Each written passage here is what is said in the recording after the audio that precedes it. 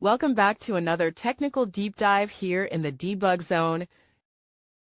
Today we're tackling a big question and breaking it down with insights from other users. Hopefully this clears up some misconceptions and helps you get the answer you need.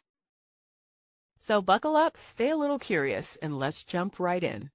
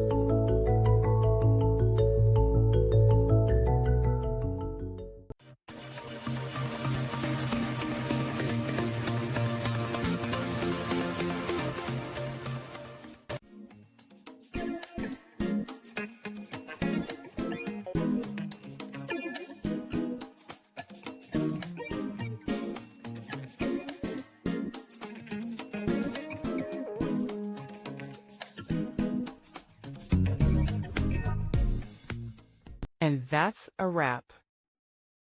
I hope you found the answer you were looking for. If you did, take a second to hit that subscribe button. It really helps out. And let me know in the comments which solution worked best for you. See you next time in the debug zone.